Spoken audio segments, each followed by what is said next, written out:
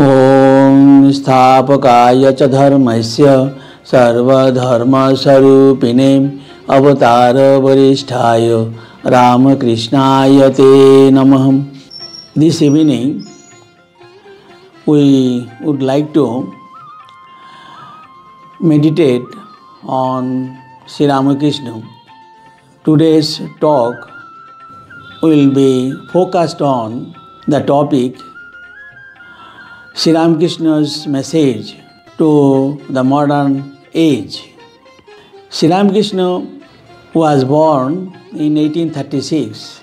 It means he is a prophet of the 19th century. In India, he was born. He is called by one of his biographers as the prophet of the modern India. Sri Ramakrishna lived a life, not very long life, but only 50 years and 6 months. But within this short period of life, he performed certain spiritual practices according to different religious traditions or called religious sadhanas, and he attained as a result certain experiences. These experiences, what he attained, he realized that are so uncommon, so unique, that Sri Ramakrishna today is being looked upon as a unique personality in the firmament of the spiritual world. Let us try to find out. In history, in brief, we find that in search of the reality, the truth behind this multifarious universe, what we perceive all the time, our great scientists and again also philosophers, thinkers have done or contributed a lot of ideas, and that are also so beautiful.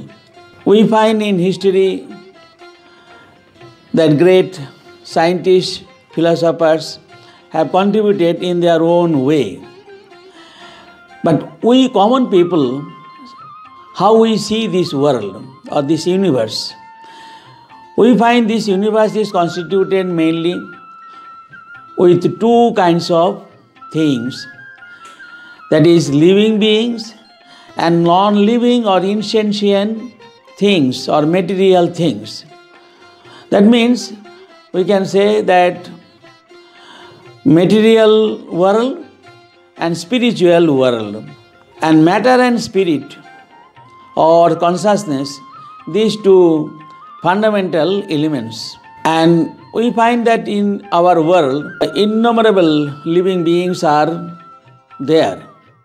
And man is said to be the greatest living being over the face of the earth. And at the same time, we find the man is guided, controlled, or influenced by some other material forces. In this regard, I would like to mention one of the most influential philosophers or one scientist, and again also social scientist, of course, and also he was a German philosopher, Karl Marx. Karl Marx, who studied the history of men, and then he came to the conclusions that yes, man is a powerful living being and he can do many things. And again also that it is very true and he was also ready to accept that man is the creator of this grand civilization what we are enjoying, and of which we human beings are also feel proud. There he said that man works. Behind that his work, man requires a sort of power or energy.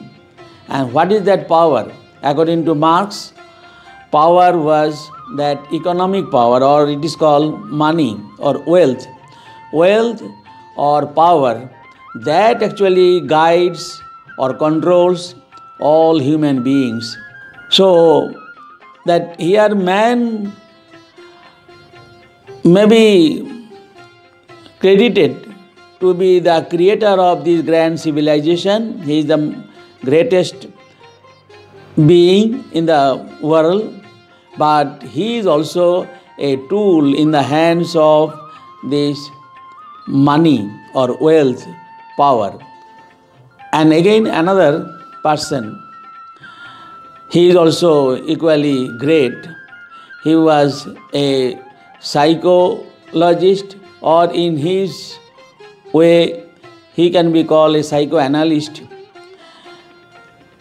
That is, he was Sigmund Freud. He studied that human psyche, and he came to conclusion that yes, man can do lot of things, but behind that every human being there is one power. That power is actually lust, or that is called sex power. In his language, this power is called libido. That libido actually guides and controls all human beings. That is, man is simply a tool in the hands of this power called sex power or libido. Without going further, if we come to now to Sri Ramakrishna, he says that he wants to give that what is the real nature of a human being. What is the true Sarupa? That is, he says that every human being is by nature Sat Chit Anand Swarup. That is, Sat, existence absolute, Chit, consciousness absolute, and again also Ananda or bliss absolute. That every man is eternally existing, and again also he is always ever free from all kinds of other forces. Material forces are there playing before a man, but man, truly speaking, in his true nature, he is above all these material forces, and at the same time he has perceived or experienced one unique thing, that here we find that innumerable 700 or more that crores of human beings living on this earth, and his perceived or his experience was that all these human beings basically, naturally, by that true nature, they are one undivided, eternally existing, ever free consciousness, pure consciousness. And man truly, by his real nature, above all these material forces, what already we have discussed, that is, man is free from the snares or attractions or the forces, material forces like sex power or money power. Man is above all these material forces. And Sri Ramakrishna says this thing, it is from his own life. He lived that life, and that life we find it is above all these material forces. And from his own life we learn this truth, that man by true nature is above all these material forces, and he is that master over the material forces or material things in the universe. And again also his unique experience about that man, the man is one with Supreme God. He is the master of the universe. Thereby we come to know from Sri Ramakrishna that man is potentially divine. Man is not a material entity, and also man is not a sinner. Man is pure, eternally existing, and again also pure consciousness, one with Supreme God.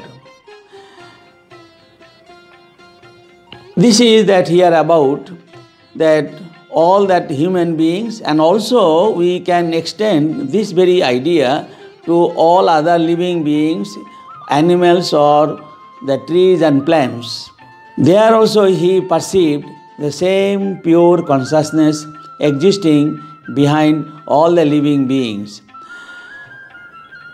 So, in search of reality behind the universe, we find, so far we have seen that Sri Ramakrishna had this experience that all living beings by true nature are pure consciousness, and again eternally existing and free from all other forces what we perceive in the world. And that second half of that universe, that is non-living beings or material world. What about the material things what we perceive? What is the true nature or the reality behind the material things? What was the idea of Sri Ramakrishna? Sri Ramakrishna, that his message was that even these insentient material things by true nature is pure consciousness only. One day he also had that experience, that is, he perceived the piece of stone to jump for 3 times. And that way that he was there in that state of his mind, that always he used to, in his eyes, nothing was material, but it was only all living, all consciousness. So that this universe, what we at the beginning we started to discuss, that is divided into 2 types of things, material living beings and again also non-living beings. So behind all these living or non-living beings, Sri Ramakrishna used to perceive, or his experience was unique, that this universe is actually pure consciousness, eternally existing, all pervading, and again it is that one with the Supreme God. That it is the universe, what we perceive, is just a manifestation, of that Supreme God. And here his experience was that man is not guided by other material forces, rather the opposite way he experienced. His experience was just the opposite. The man is the master of the universe, over the entire universe, and man is the supreme, that creator, sustainer, and also that guide of the entire universe. So that here the man's position is supremely superior. And according to Sri Ramakrishna, that God is God that is really existing here eternally, and the universe what we perceive is just a manifestation of the Supreme God, and Supreme God again also is guiding, controlling this world, this universe. So thereby we come to his second unique experience. Very interesting that man's nature he experienced to be that pure consciousness. He is not that at all this body or that mind or senses. He is above mind, body and also senses. He is that pure consciousness. That this, if it is the real nature of a man or woman, then the purpose of the life in this world, he is to say that just to unfold or manifest or to realize, experience that one's own true nature. That one's own true nature is this pure consciousness. He is eternal, ever free, and again also that he is infinite. So this nature is to be realized. This is called here purpose of the human life. See, according to Sri Ramakrishna, purpose of the human life, he is to say in theological language that God realization, the realization of God is the aim of the human life. And thereby what will happen if one realizes his or her true nature, or he realizes or that God, then what will happen as a result? In this regard here, it is also, we find also in our books also that all kinds of doubts will be immediately dispelled. He will be free from doubts. And second thing, that the sorrows or sufferings, that also will come to an end. Instead of this, that there we find that person will be blessed with infinite peace and again infinite bliss. So his life will be fulfilled. That's why Sri Ramakrishna used to stress on this purpose of the life, that without achieving this purpose or the realization of God, if one leaves this world, then he is to say that that person really, his life goes in vain. And that here I am not aware, that is according to Sri Ramakrishna, a man is not aware of, that is at the beginning, is not aware of his own real nature, that he is pure consciousness, he is eternal and Sat Chit Ananda Sarup. So that is called that it is the spell of, it is a sway of that ignorance. That is to be thrown out. That is to be thrown out. So that is the purpose of the life. That's why we find one day Sri Ramakrishna blessed the entire humanity, saying that I bless you that you all be illumined. So Sri Ramakrishna, we find that his first experience that God exists and man's true nature is that one with God, and purpose of the human life to realize that Supreme God.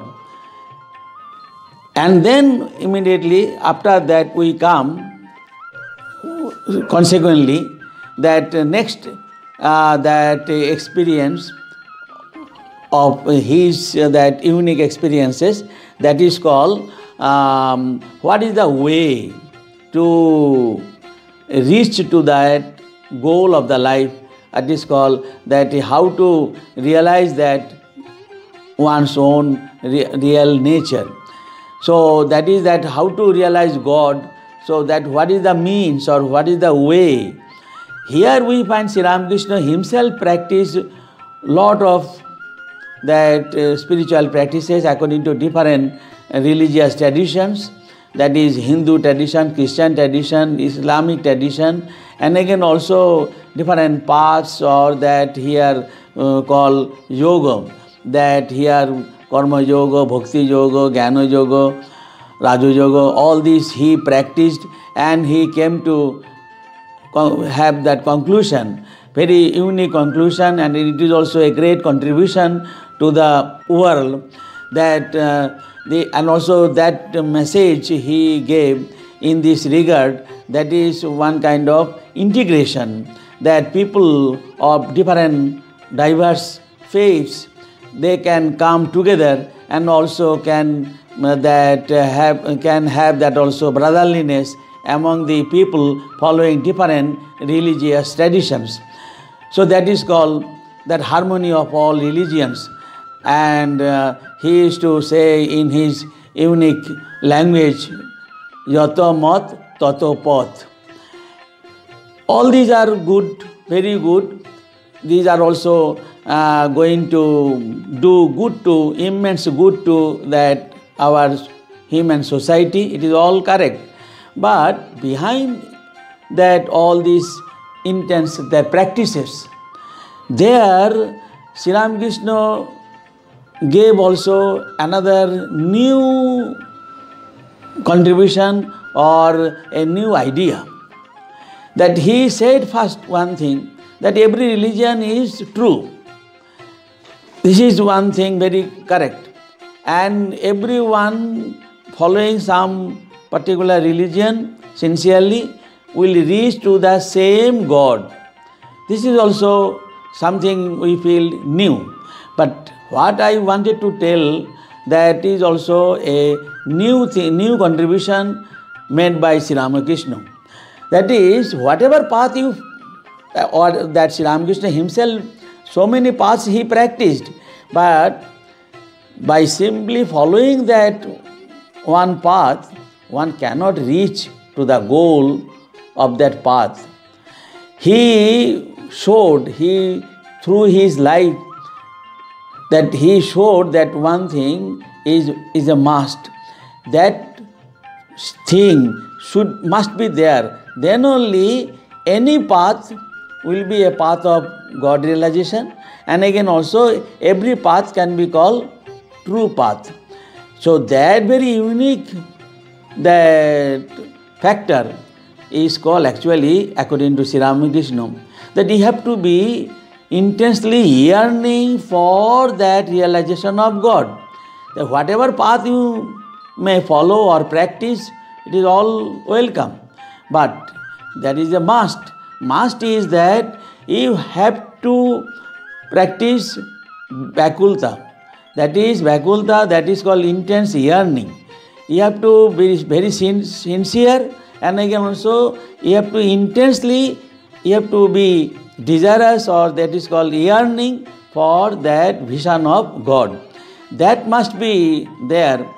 So, and these our external spiritual practices, according to some religious tradition, these will be required. This factor means actually that strong desire or intense yearning for the realization of God.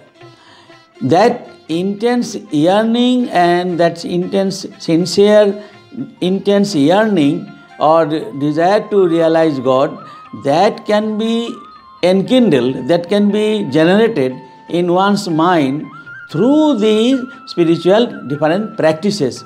So that here he is to give stress on this, that every path can be called a true path, that is every path will lead you to that God realization, it is all true. But until you develop that type of that intense yearning and sincerity to realize God, that no amount of spiritual practices will lead you to the goal. So this is to be remembered as a great contribution or a new experience to the world of spirituality. Next, I like to come to that is practical side of this religious life. Sri Ramakrishna, according to Sri Ramakrishna, we have already discussed that every human being is a manifestation of Supreme God. So if it is the truth, then how we will live our own life, how we will behave with other people, and again also how that we can have that, what should be our attitudes when we are dealing with one another.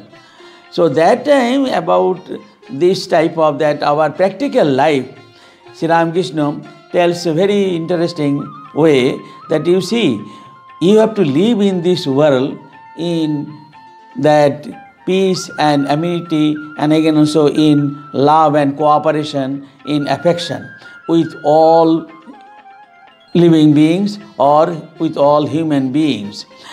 And there he is to say that you have to have that attitude of seva. That is, if before you one man stands before you, and if he or she is that a manifestation of God, then you cannot do any kind of compassion, or that is called the mercy, or I am going to help you, but because you don't have food and you are a poor man, you don't have food, I am going to practice charity. So I am going to practice charity, I am going to give some food. That is called compassion or charity, or that is called karuna or daya. It is possible when that I look upon a man as just one poor man, poor fellow. But when I find that a man is not simply a man, but he is God himself, that time I cannot practice charity, or I cannot do mercy or daya to that God. So there it comes only that I can do some puja or seva, service to that my Supreme God who is present in the person who stands before me. So he is to say that Shiv ज्ञान से जीव को सेवा करना. शिव ज्ञान से जीव को सेवा करना मतलब all human beings should be dealt with, should be served in the sense, in the attitude that he or she is that a manifestation of God. In a Bengali poem, Swami Vivekananda used to express this idea. বহু রূপে সম্মুখে তোমার ছাড়িকো তাহা খুঁজিছ ঈশ্বর জীবে প্রেম করে যেই জন সেই জন সেবিছে ঈশ্বর. That is, service to God, service to man is actually worship to God. And only another idea given by Sri Ramakrishna that here should be that I will try to that discuss, and then I will come to the conclusion. That is that here this we find Sri Ramakrishna gave these unique contributions to the world of thoughts, and again also humanity has been very much enriched by his experiences. So that here this experience again if we like to summarize, then we find the reality behind this universe is actually pure consciousness. It is not matter. And again, matter does not guide that consciousness, rather the opposite thing, that consciousness or God actually guides the or moves the entire universe. First thing. Second thing, already we have discussed that man is potentially divine. He is not a sinner, and again also he is not just a material body or a material mind. He is above all these body, mind, senses. He is actually pure consciousness, eternally and again all pervading that reality. And again also we have seen that to realize that God or that real nature of human being, that we require intense prayer or intense longing. And now that is called actually spiritual practices or spiritual life. But to such lofty ideals, Sri Ramakrishna has added certain things which should be actually at the very beginning of spiritual life we should practice. First of all, our spiritual life requires also certain do's and don'ts. Do's and don'ts, thereby actually we will prepare the ground in which after that, when that ground is made, then you can sow that seeds, and that seeds will germinate in time, and again also we will get that also the plants and also fruits and flowers, all these things we can get. But the beginning, the ground should be prepared, properly prepared. And that ground, actually what is that ground? One's own mind. That one's own mind should be nicely, thoroughly should be prepared. It means he is to say that for that preparation of the mind to launch or to switch on that a spiritual that journey that in one's life, first thing we should be very up and doing. We should be hard working. That is work in your that house, or it may be in your office, or in your that school or university or college, or in your that cultivation fields, wherever it may be, but we should be hard working. This is that here, that first thing we find. He used to say, Ramakrishna used to say that yes, all the time go on doing your own duties, but your mind should be that placed at the feet of the Lord. And second thing, he is to put stress on that is called shaucha or cleanliness, swachhata. Swachhata, that is in body, in also our spirit, language or that speech, and again also that in our the thoughts, that in every way, thought, word and deeds, we should be clean enough.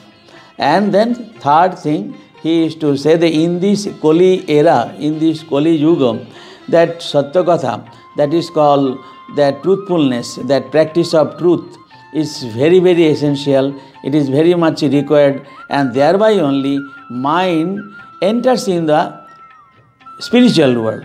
Before that, we may be going on doing work and also very cleanliness and all that are there.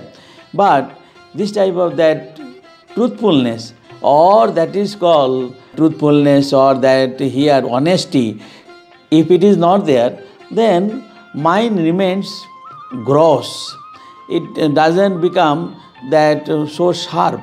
So that cannot be that eligible or cannot be fit instrument to meditate, to think of that subtle reality that is called Satchit Ananda Swarup, the Supreme God.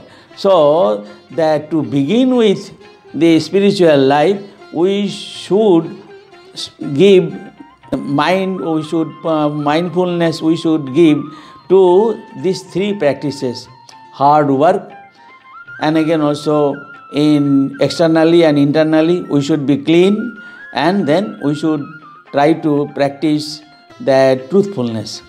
With this, that we like to come to the conclusion that Sri Ramakrishna in this modern age, the prophet of modern India, he gave this from his own life, this type of this wisdom, that this wisdom today is going to influence that so many people. And if we also follow that sincerely, that his spiritual instructions, then our life also will come to the fulfillment, and then we will be also blessed. With this prayer, we come to the conclusion, and again also that we pray for the welfare of all people. Om Shanti Shanti Shanti. Hari Om Tat Sat. Shri Ram Krishna Arpanamastu.